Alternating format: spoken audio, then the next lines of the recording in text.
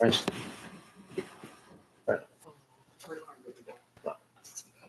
Because of her laryngitis. Yeah.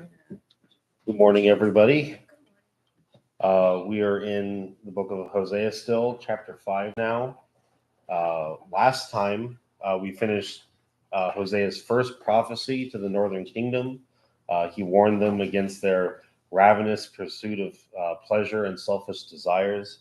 He spoke against their wicked idols and despicable worship practices they performed, and the idiocy of seeking guidance from dead created things.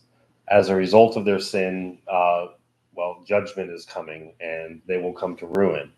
Hosea did take a moment at the end of the prophecy to warn Judah not to follow the example of their northern brothers. So that's where we left off last time. We have a new prophecy starting here. Could I have somebody read verses 1 to 7? Hear this, O priests, pay attention, O house of Israel. Give ear, O house of the king, for the judgment is for you. For you have been a snare at Mizpah, and a net spread upon Tabor, and the revolters have gone deep into slaughter, but I will discipline all of them. I know Ephraim and Israel is not hidden from me. For now, O Ephraim, you have played the whore. Israel is defiled. Their deeds do not permit them to return to their God. For the spirit of whoredom is within them, and they know not the Lord. The pride of Israel testifies to his face. Israel and Ephraim shall stumble in his guilt.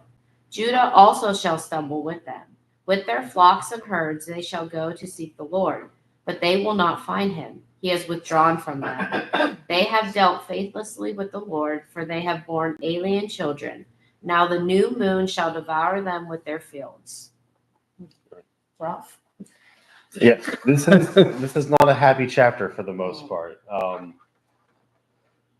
So last chapter, one of the big themes was that Israel's problems comes from not knowing the truth because she won't listen to the word of the Lord.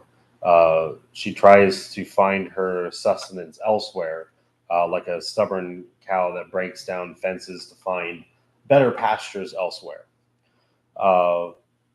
Once again, here, Hosea begins with the invitation, hear this, like listen, like, because you haven't been listening. Jesus often used the phrase, he who has ear to hear, let him hear. Like the prerequisite for belief and obedience is actually listening. So this is what they are being invited to do here. The first group he mentions that need to hear this are the priests. And remember, in the northern kingdom, these priests were illegitimate. They were not Levites. They were not performing duties as laid out in the Torah or in the Temple of Jerusalem. Obviously, they don't even have Jerusalem. So these are the folks who would presume to say that they speak for God when they are obviously not even listening to him themselves. But he quickly also includes the whole people of Israel who appointed those priests and accepted their services, and especially the king. And what they need to hear is, well, probably not something that they want to hear. Judgment for you. This will come by the Assyrians, which were very vicious in conquest. If you resisted at all, they had all sorts of horrible ways that they would treat the defeated city. So the reputation was such that a lot of people just, if the Assyrians pulled up, you just surrendered because it wasn't worth resisting, because absolutely everything would be destroyed in the most wicked way possible. So it says, when it says a snare at Mizpah and a net upon Tabor, these two cities were northern sanctuaries for their idolatrous practices. These were centers of worship around the various cults that they had in the north.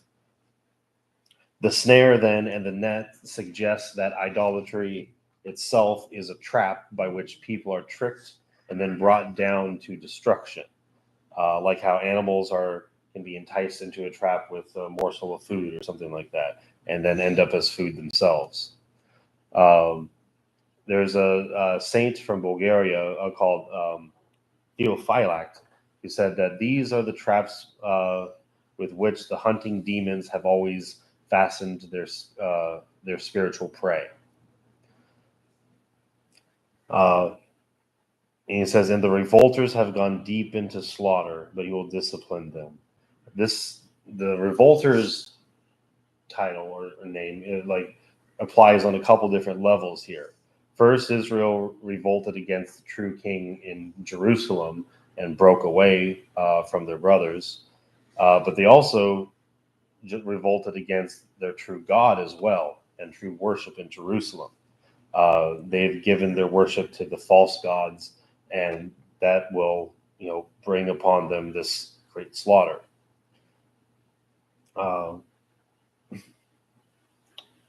The Septuagint has a very interesting translation here for this last line.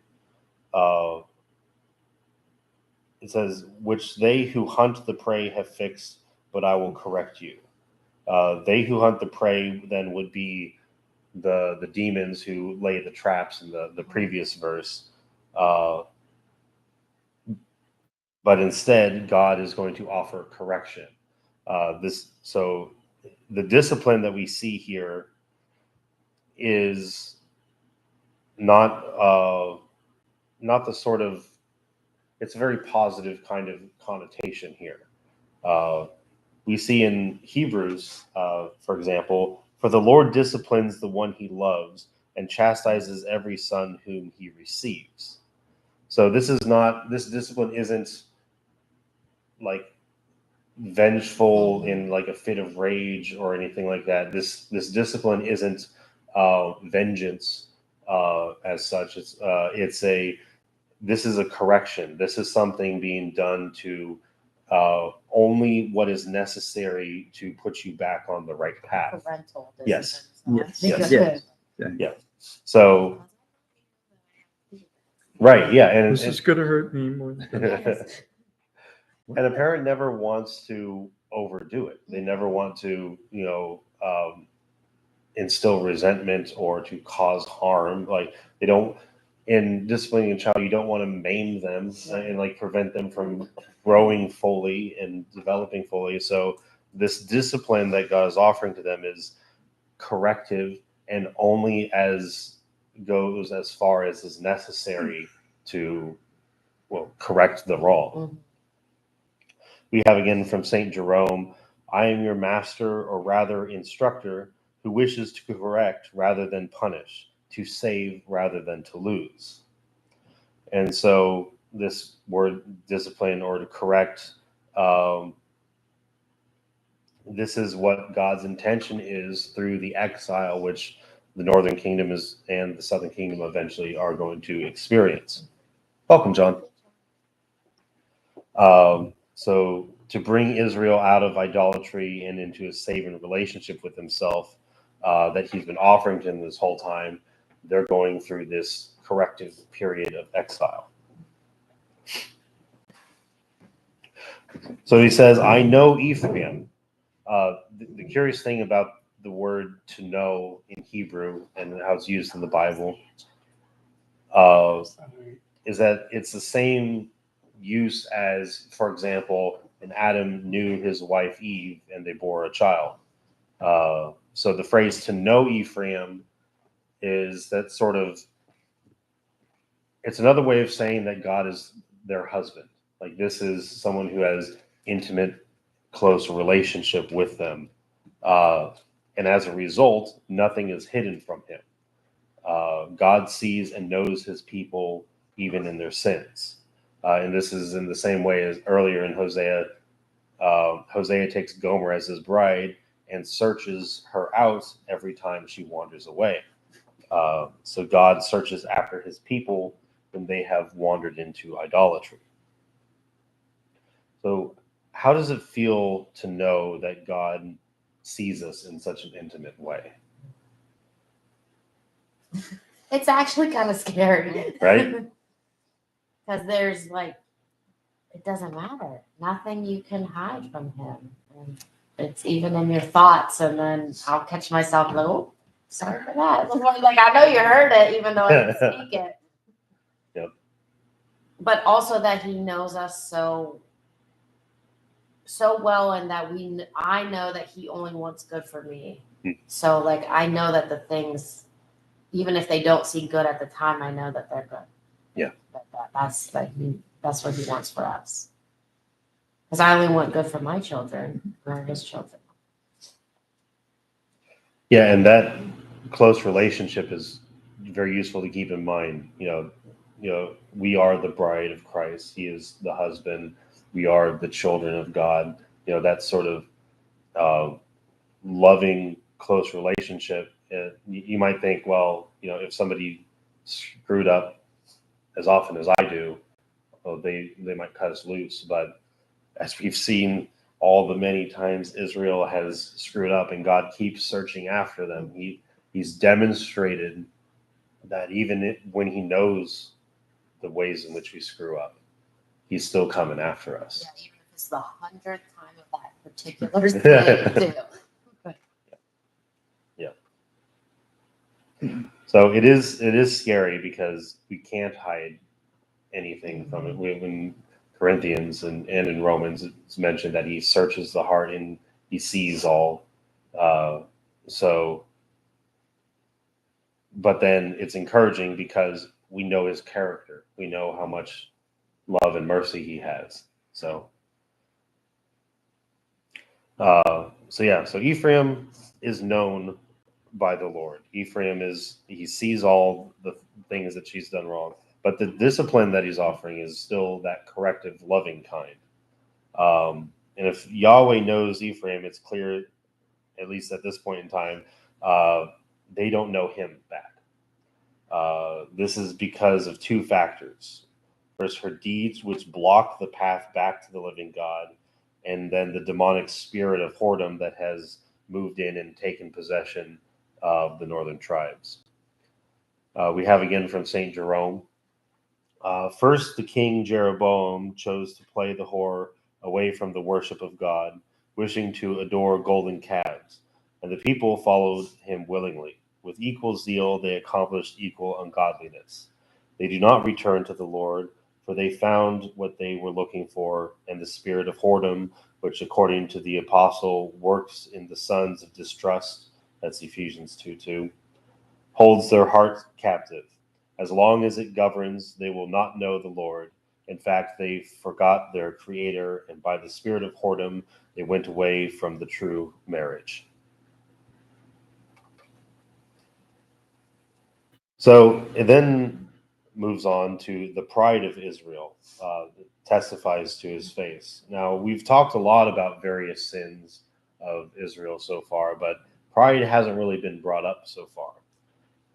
So what then is the pride that they're guilty of? This would be the pride in their prosperity, in the good times, and their thinking that, oh, this is something that they accomplished, their sacrifices and whatnot to these false gods. The way that say, oh, well, we've appeased the gods, and so we've brought on this prosperity. Human pride is always contempt of God and turning away from him, as they've turned away from him to the idols. So we see that the pride then causes the northern tribes to stumble, and he even throws in here that Judah stumbles with them for their own pride and idolatry as well. As the often quoted passage goes, pride goes before destruction, and a haughty spirit before a fall. That's Proverbs 16, verse 18.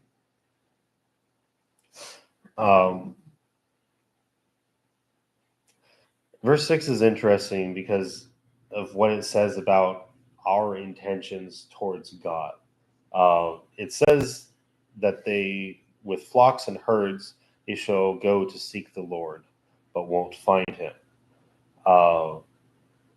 When they're going with their flocks and their herds, they're not bringing their hearts along with them. this is the same sort of transaction that they're doing with the idols. They're treating God like a vending machine. They put their gifts in, they get a certain expected outcome. This is that I scratch your back, you scratch mine mentality that is the basis for idol worship. And it's that same spirit of whoredom that Hosea has been preaching against this whole time. So God doesn't want their herds and their flocks. He wants their hearts. In contrast to this, we see a prayer of King David. For you will not delight in sacrifice, or I would give it. You will not be pleased with a burnt offering. The sacrifices of God are a broken spirit, a broken and contrite heart, O God, you will not despise. That's Psalm 51, verse 16 and 17. So God will not deal with Israel when they come to put him under an obligation with their sacrifices while not actually seeking him or obeying his voice. So this is what Samuel said to King Saul after he disobeys God's direction to destroy the enemy. There's an occasion where he's supposed to fight an enemy, and normally, sure, you kill the enemy, but you take all their stuff, right? All that stuff is loot, and then you can give some of it back to God. Well, God said this time, destroy everything. I don't want anything left. And Saul disobeyed and still made an offering out of the things that were supposed to be destroyed. So Samuel says to him, behold, to obey is better than sacrifice, and to listen than the fat of rams. For rebellion is as the sin of divination, and presumption is as iniquity and idolatry. That's in 1 Samuel chapter 15, verses 22 and 23. So the ways in which people innovate as, oh, well, we can please God this or that way, and if we do this, then God must do this or that. That way of seeking after God is always going to fall into the realms of idolatry. The way in which we seek after God then is through repentance. It's an acknowledgement of our position and our inability to bring anything to the situation that would, persuade God and try and convince him to exercise any sort of power over him. It is that repentant spirit that brings us closer to him. And that is when we find God. Because when we try and find him with our own works, with our own innovations, his spirit isn't to be found there. And it's only the spirit of idolatry.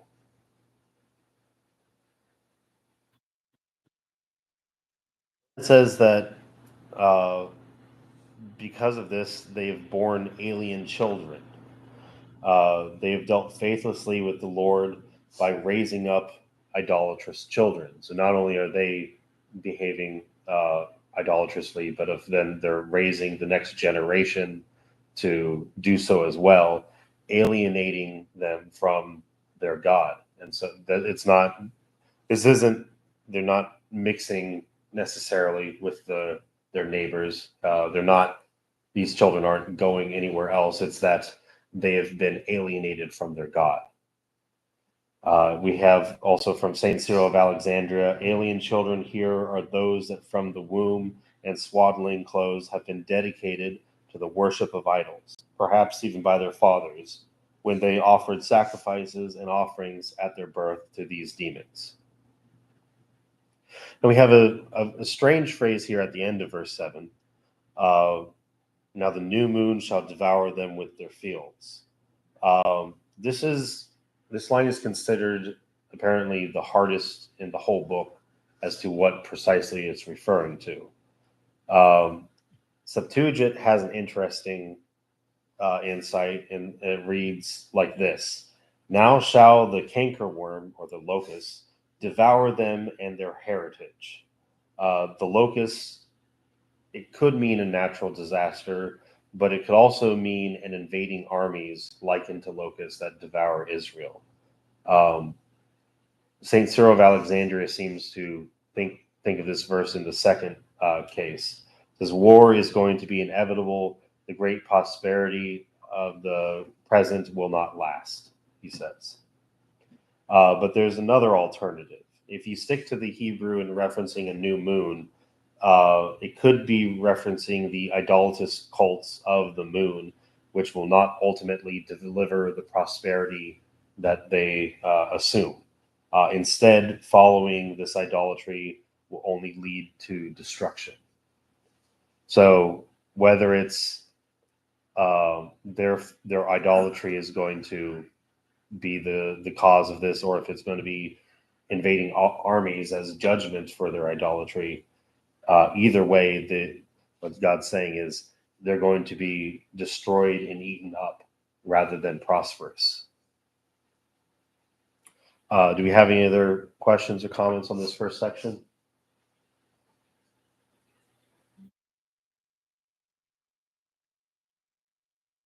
All right, then let's read verse 18 to 15. Blow the horn in Gibeah, the trumpet in Ramah. Sound the alarm at Bethaven. We follow you, O Benjamin. Ephraim shall become a desolation in the day of punishment. Among the tribes of Israel, I make known what is sure. Princes of Judah have become like those who move the landmark. Upon them I will pour out my wrath like water. Ephraim is oppressed, crushed in judgment, because he was determined to go after filth. But I am like a moth to Ephraim, and like dry rock to the house of Judah. When Ephraim saw his sickness, and Judah his wound, then Ephraim went to Assyria and sent to the great king. But he is not able to cure you or heal your wound. For I will be like a lion to Ephraim, and like a young lion to the house of Judah. I, even I, will tear and go away. I will carry off, and no one shall rescue. I will return again to my place until they acknowledge their guilt and seek my face, and in their distress earnestly seek me. All right. So we have kind of an abrupt change here, starting in verse 8. We've moved on a bit from the prosperity of Israel to a disastrous episode for Israel. I've got to admit, this whole section is referring to an event that is very confusing in the books of Kings and Chronicles. This is essentially talking about now the end of Israel, when Israel is going to be finally conquered and brought into exile. And the details of which are very... Essentially what's happening, you have Israel that wants to put a puppet on the throne in Jerusalem. They want, a friendly king down there that they can control. And so they want to go to war with Israel and get rid of the house of David, upon which the whole salvation of the world hangs. And so they want, and in order to do that, what they do is they go and negotiate with Assyria, saying, hey, we will become your vassals if you help us out in this war, and we'll put this king on the throne here, and your influence will spread. At the same time, down in Judah, the king at the time is Ahaz, and he kind of sees the writing on the wall that, Israel's starting to pick a fight. And so they go to Assyria. The king at the time is Tiglath-Pileser III. And he says, well, we'll give you tribute and be your vassal if you help us gang up on Israel. And so Assyria has a pick. Which side are they going to back? So even so Israel ends up being conquered by Assyria and led away into exile as a result of this. So in 722 BC, the northern kingdom comes to an end utterly. And then after this, the Assyrians march on Judah after conquering the north. So both of them, yeah, they both get absolutely, bludgeoned due to this. But it's very confusing trying to follow. So it was a little bit hard in this section to get everything to line up in my head. So hopefully I'll do a good job of conveying this in this section.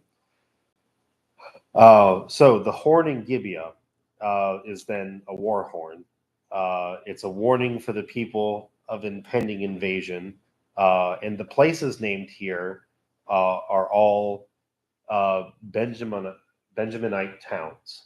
So the tribe of Benjamin is a part of the southern kingdom of Judah, but their territory kind of bumps up against what would be the northern kingdom. So it's kind of a buffer zone in between them. It's a border zone, and the various wars between the northern and southern kingdom towns have switched sides and been conquered or liberated or whatever many times. So they've gotten a pretty bad position in this whole thing. They've been the battlefield for a lot of it. Just like the word, God wanted to spread his word all over around. Yes, he does want to spread his when word. they got captured. It's it's like a hidden meaning behind it. When Israel went out. They went to Babylon. They went all over the place, here, there. Yeah, so that is an interesting when Judah goes into exile, because you have Jews end up as far away as Susa in Persia as well. That's the story of Esther. Is that it's not in Babylon; it's in the capital of Persia. And so you get the Jews all over the empire, spreading the word, getting it over there around. Yep, that's right. That's one way to do it. Boom. It just dawned on me. As is sometimes the case, the messenger has a very unpleasant time spreading the message. That's what you're telling us. So at this point in time, when this whole thing is going down, Israel had taken these Benjamite towns from Judah, and what's going to happen now is Assyria is going to take them from Israel and Judah together. So they're going to be lost completely at this point in time. And there's not going to be anything left of the northern kingdom after this episode. They're going to be left desolate, which means left empty. The people and the land are going to be taken away of their homes into exile. And this is something that Hosea is saying is sure to come to happen. There's not a way around this. This isn't a repent or this is what's coming to you. We have from Saint Cyril of Alexandria, I showed my words in sure and true, for they, as I have already predicted, were not deceived by any of my words. And since they turned away from their former customs and have lost their good minds, they were expelled even from the territory. Similarly, they were banished from God's kindness and every prosperity. So immediately after this, it says the Prince of Judah have become like those who move the landmark, and he's going to pour wrath on them like water. So even though Israel is technically the one who instigated this fight, the ones who started the whole diplomatic, they were the ones who wanted the war. They started the diplomatic feelers and everything. Judah is being blamed here for the North's demise. Judah, in participating in this sort of diplomatic alliance brokering, inviting Assyria into this fight between them and Israel, submitted itself to being a vassal to Assyria, and also participated in the destruction of their brothers. What this did allow for, though, was for Judah to conquer territory that it had never possessed before. So technically, the tribe of Judah was, after this, at its largest extent. but that was, they also sold out their own, their fellow tribesmen in order to do that. This was an opportunistic land grab, as at in the way it's put here, moving an ancient landmark, very clearly against what God told them that they should not do this in the law that we have in Deuteronomy.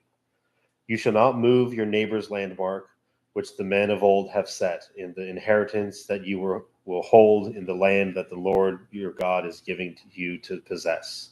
That's Deuteronomy 19:14. So that's from the landmark for this tribe gets this area right here, or this is the landmark of the boundaries of your plot of land.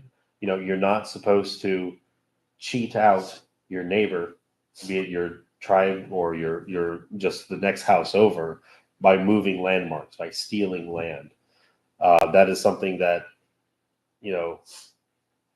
God doesn't want them to participate in, and this is very obviously what Judah wants to do in this war. Is, well, Judah will expand. They will surpass the bounds that God has set for them and take what God has set aside for another.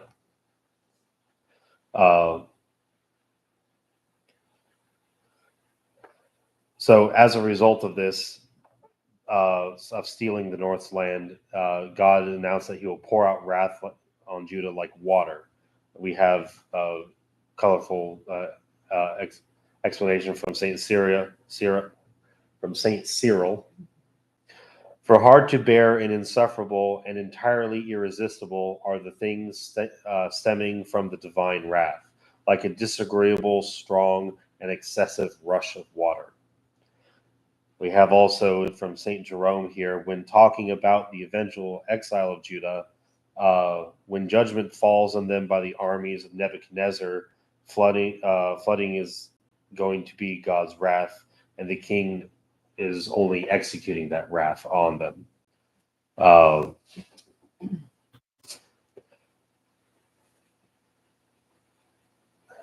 we mentioned before, this is quite some time ago now, when we were in Daniel,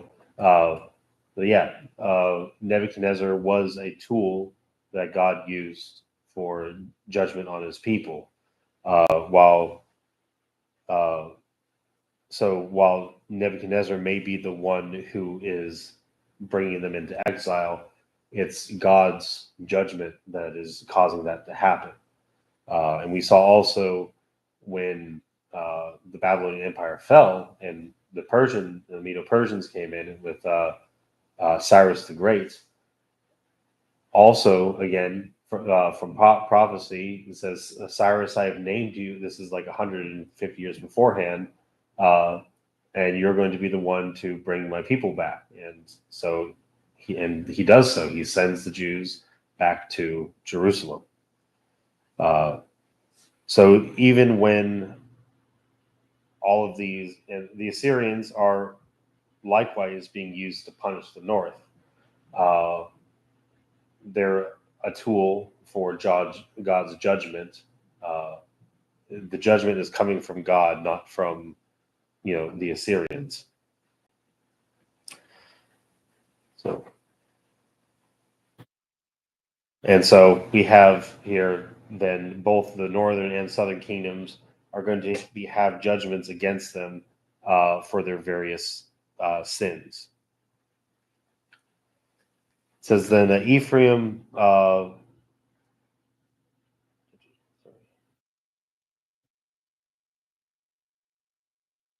my place. Sorry. Yeah, he is determined to go after filth. The filth that they sought after was their idols and their disgusting worship practices, and they were determined in their pursuit of these things. They wouldn't relent from acquiring it. They were, determined. They really went after it with all of themselves. You might think, imagine if we were determined to pursue God, and if we were unrelenting in our pursuit of what was true and what was holy. So the judgment that God has for Israel, or for Ephraim, is like, he compares it to like moths and dry rot, things that eat away and destroy. Uh, what is filthy. At the beginning of every service each week, we have corporate confession, and in it we confess, "I deserve your temporal and eternal punishment." This is one of the ways in which we say that God is not unjust at all. He's, when he visits discipline on us, it's because of guilt that we have actually acquired. Uh, just like Israel and Judah have acquired a lot of guilt in this case from their idolatry. So there is discipline and punishment that we do deserve. And thankfully, we have a God that, if we seek him with our repentant hearts, he is faithful and just to forgive our sins and cleanse us from all unrighteousness. That is the God of Ephraim and Judah here. It's like, if they seek after him, which is the problem in this whole chapter, is that they haven't been seeking him. They've been wanting to buy him off, essentially. But he wants them to actually come to him, not want things from him. And as a result, they don't find that merciful, loving, and forgiving God, because they want to pay him off rather than actually be in a relationship with him. So one of the common themes in all of the prophets, a warning for both Israel and Judah, is against thinking that their solutions to their problems are in striking just the right sort of political alliance. That Israel and Judah in particular always is like running to Egypt and to all the people around them to say, "Oh, well, they'll protect us because they're bigger than us." Instead of returning to Yahweh, they turn to princes, which is exactly what the God tells them not to do. We have in Psalm 146, "Put not your trust in princes, in a son of man in whom there is no salvation. When his breath departs, he returns to the earth. On the very day his plans perish. Blessed is he whose help is in the God of Jacob, whose hope is the Lord his God, who made heaven and earth, the seas, and all that is in them." So we're not to put our trust in, for salvation, ultimately, in other people, in kings or presidents or armies or alliances.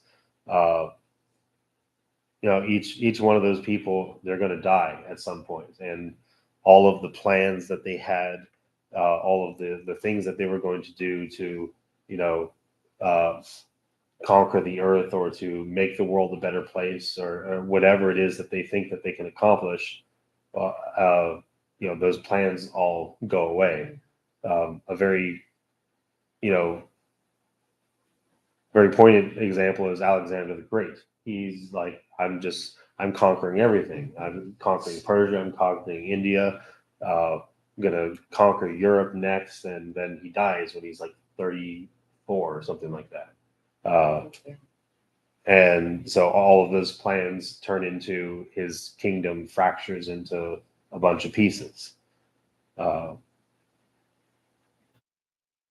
So when trusting in someone for a better world,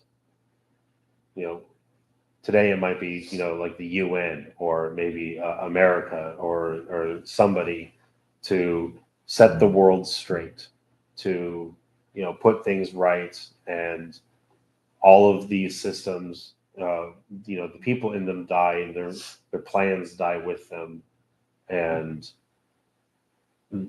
they have incomplete understanding of the situation of the world. So they can't, the things that they try backfire, or they cause more problems than they solve. These institutions are not going to be what ultimately saves the world. That salvation is found on the cross in Jesus, and it is faith in him and spreading his love that is going to be what really truly transforms the world. So blessed is he whose help is the God of Jacob, whose hope is the Lord is God. God does see everything. He does understand all of the, the ways in which things in this world interact with each other, and all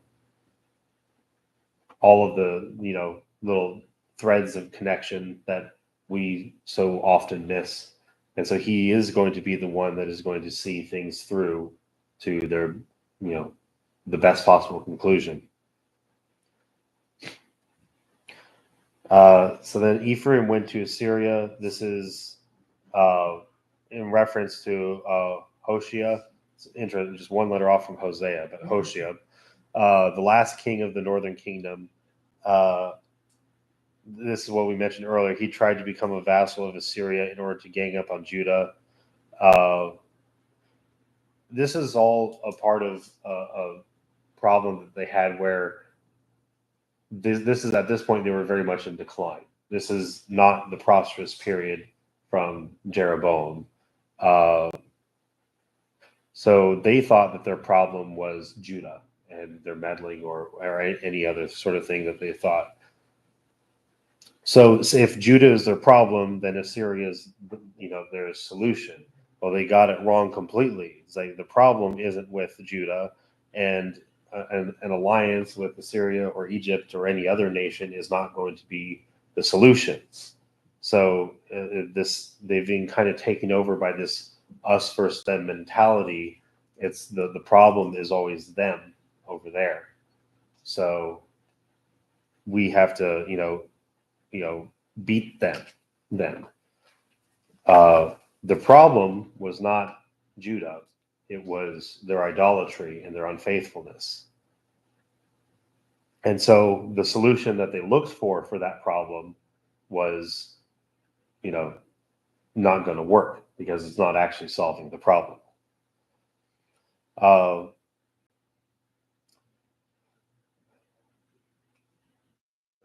Do you see very much of this us versus them mentality in, the world around us right now? I mean, it's so bad in America just with politics. And then it's also bad with us versus countries. Right. And it's kind of crazy to think that it's not a policy. It's not, it's just sin. If we knock that part out of it, and it was more love and understanding and compromise and stuff like that. But yeah, it's so bad. It's very bad right now. It's especially we have a new president coming in. So let's wipe out everything about the last one. Let's change completely everything. And then it's like,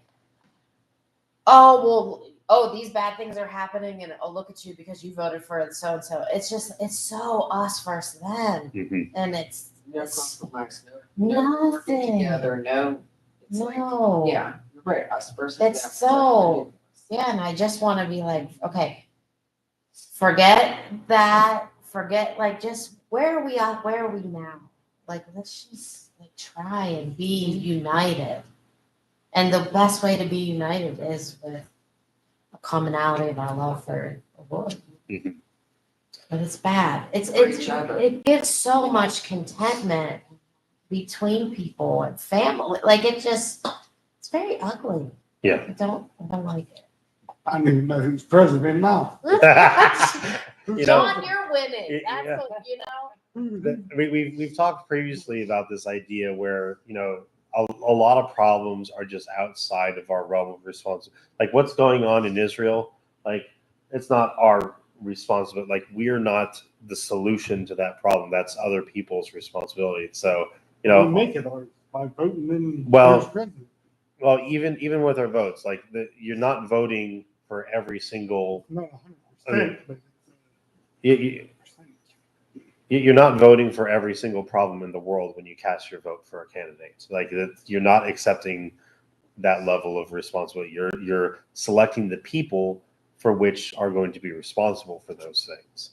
So in a certain respect, to some degree, if it's not your responsibility, there's no sense in being eaten up with anxiety over those things. It's so not the president is like that, it's his responsibility on Judgment Day. It's going to be, how will you give an account for your time responsible for this nation, and in dealing with other nations. So yeah, if you don't even care who the president is, Who is president? That's what I'm asking. oh, I it's Trump again. don't know. It's Trump is back in. So Trump? yeah, He's president now? yep. He's still president? Or No, you being no. serious? Yeah. That's So, yeah. crazy. Yeah, it is. It's crazy. The world is crazy right now. So People say like, I don't vote because my vote doesn't matter, and like I vote, I want to make sure like some form of what I believe is heard and stuff, but I also like I boil it all down to like it matters what I do in my home and my house and with the people I interact with. So I just try not to get bent out of shape because those things are out of my control. I got no control on what goes in the White House, what policy, what happens. But I try to remember I have that responsibility of my family and stuff like that. this is part of, at least in Lutheran theology, the idea of vocational responsibility. There are things for which you have your hands on every single day that are your responsibility, and those are the things that you should dedicate your time and energy and your resources to.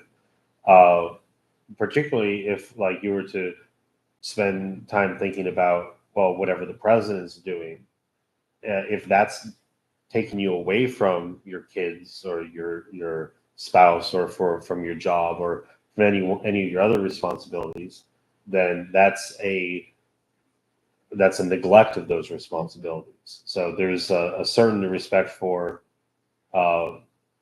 if that stuff is, we've talked also in particularly from Romans, give to Caesar what is Caesar. The government has a legitimate role to play. You're to pay your taxes as a good Christian. Now, obviously, those taxes are going to be misused. Like there's not a government that ever existed that is righteously use the tax money, completely. So the account for how that money is used is on those who's given the responsibility, not the ones who offer up the taxes. So in that same way, the ones who make the decisions, even if it is that we are electing the people to lead us, those are still the people who accept the responsibility.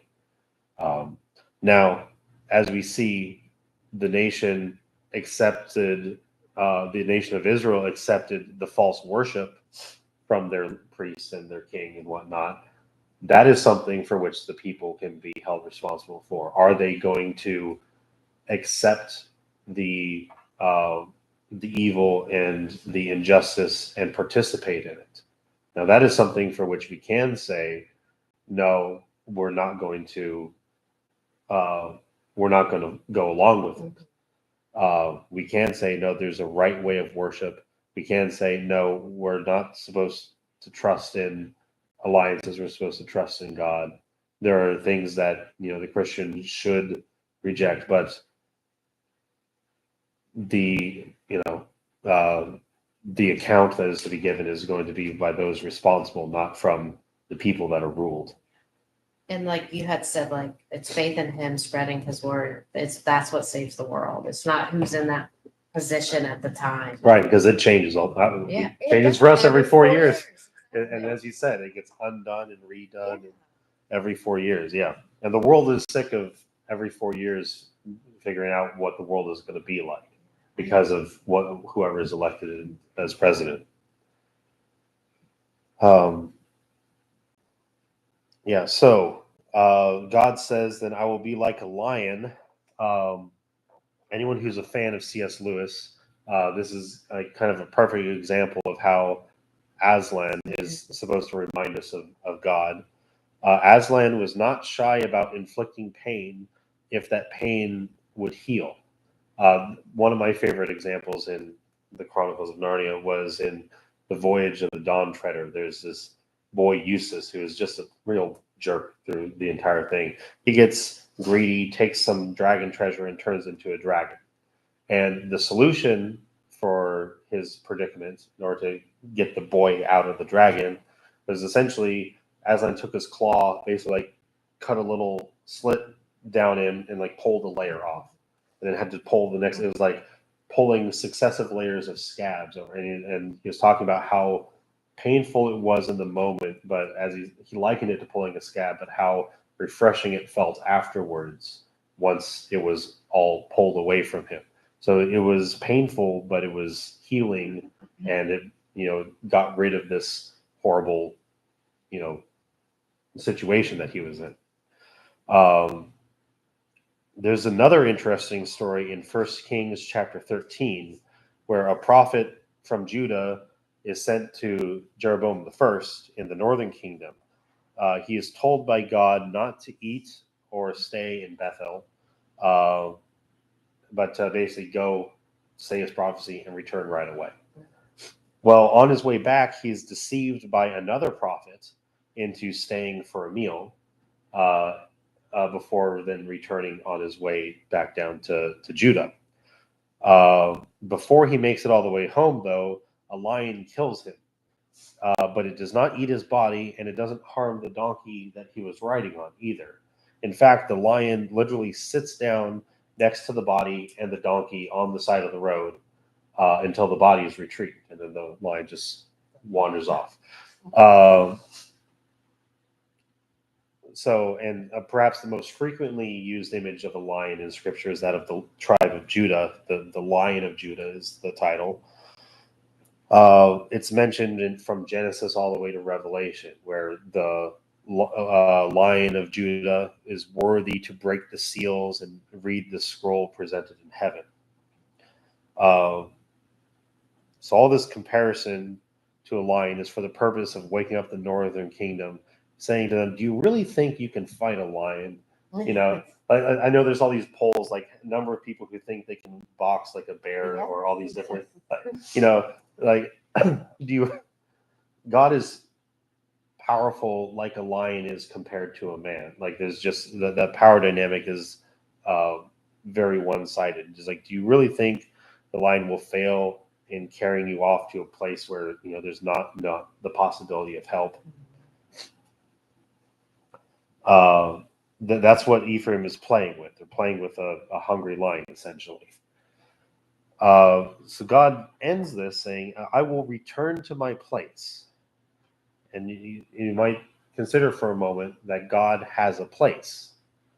Well, we usually think of heaven as being a place, God's place, but that is a place he created.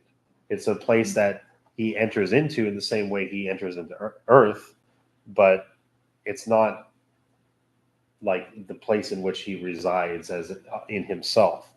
It's something that can't contain him.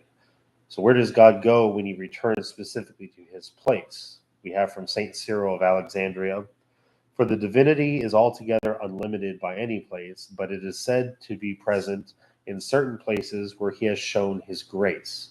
But it is said in turn to be absent from those who have sinned when he has turned away from them by driving his kindness back. For one speaks of God in human terms.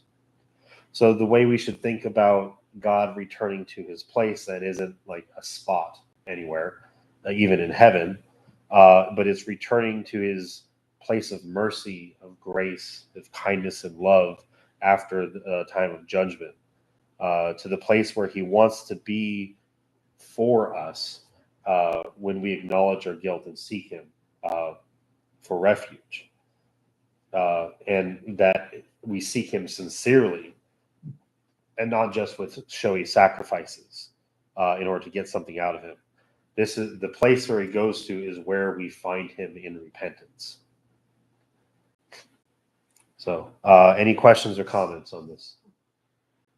It's always refreshing that at the end, it's like you do all this, but then at the end, It's Nice. nice. It's I'm nice to know still there's there. always a place that you can find God, because we seek Him often in unhelpful ways. but But there- earnestly seek me. There, And you there will I am always again. find Him. Yeah. This place is should always be Right. in my face. Yeah. All right. Let's close in prayer. Heavenly Father, in your great love for us, you know our hearts, our struggles, and our failings. Nothing is hidden from you. Forgive us for the pride that keeps us from seeking out your face. When you discipline us, give us a spirit of humility to return to you and hold on to your grace. Help us to seek you not only in our times of trouble, but to earnestly desire you every day. Amen. It's man, you really see how bad pride is as a sin. Right. And how it creeps in because you don't even see it. You yourself being prideful in these little itty bitty things. How ugly pride is. It's one of those